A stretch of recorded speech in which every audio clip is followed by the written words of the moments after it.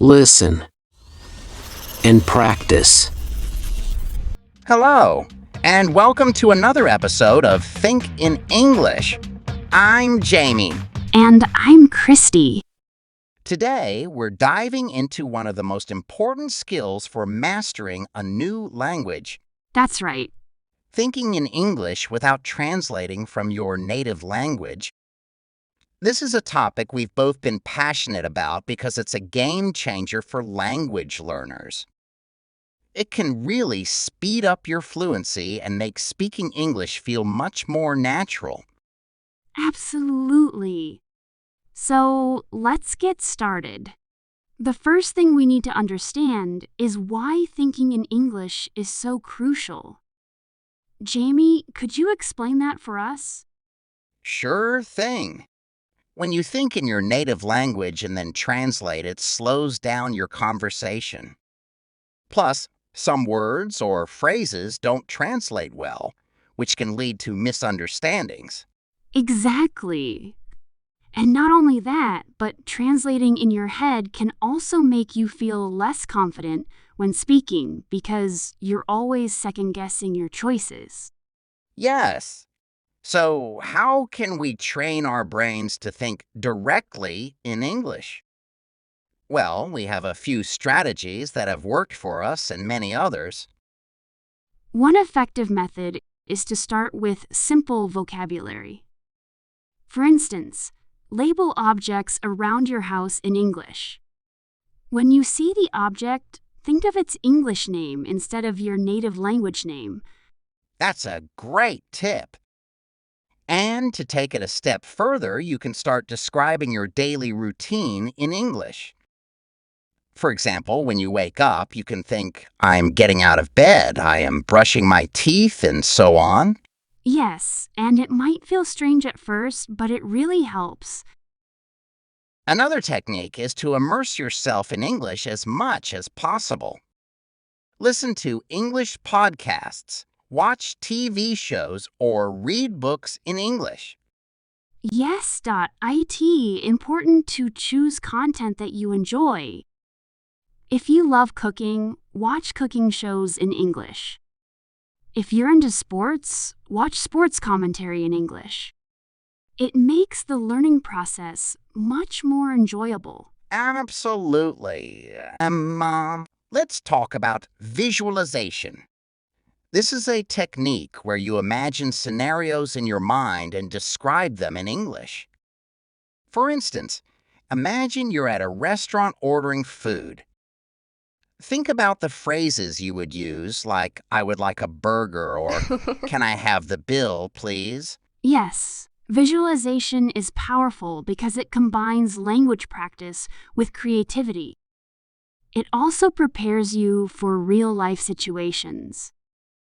And don't forget to practice speaking with others.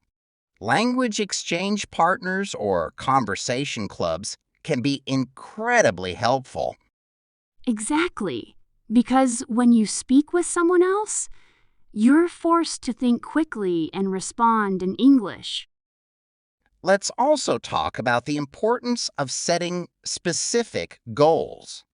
Instead of saying, I want to think in English, set small, achievable goals like, I will describe my morning routine in English every day for a week. For example, I wash my face, brush my teeth, and get dressed for a quick jog. After my jog, I enjoy a healthy breakfast of oatmeal and fruit. I shower, get dressed, and plan my day, reviewing my to-do list. That's a great point. Goals give you direction and something to aim for. And once you achieve a small goal, it boosts your confidence to tackle bigger ones. Also, it's important to celebrate your progress, no matter how small it seems. Every step forward is a step closer to thinking fluently in English. Absolutely. And don't forget about the power of repetition. Repeating phrases and sentences out loud helps reinforce the language in your brain. Another helpful practice is to engage with English-speaking communities online. Forums, social media groups, or even video games can provide valuable opportunities to use English in a natural context. Yes, and practicing in a variety of contexts helps reinforce your skills.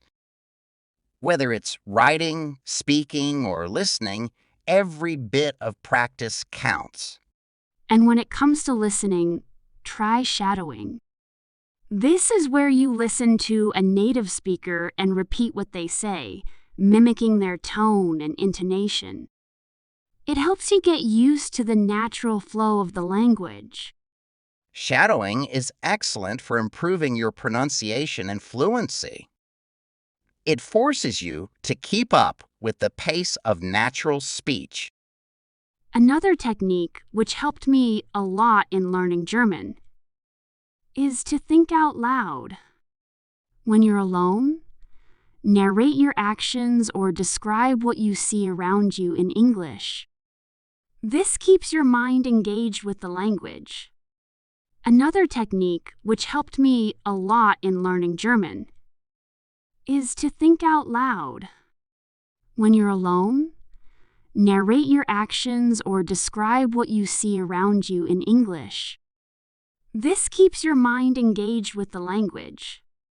And if you can, try to surround yourself with English speakers. Being in an English-speaking environment, even if just for a short time, can significantly boost your thinking skills. And don't forget to ask for feedback. Whether you're talking to a teacher, a language partner, or a friend, constructive feedback can help you improve faster. Yes, feedback is crucial. It helps you identify areas for improvement and gives you direction on how to advance. And the most important thing is to stop being afraid of making mistakes. And the most important thing is to stop being afraid of making mistakes. Mistakes are a natural part of learning. The more you practice, the fewer mistakes you'll make over time. And here you may reach the end of today's episode. We hope these tips help you on your journey to thinking in English. Remember, it's a gradual process, but with dedication you can achieve it. That's all for today's episode. Thanks for joining us, and happy learning. And don't forget to subscribe to our podcast for more tips on mastering English. See you next time. Goodbye.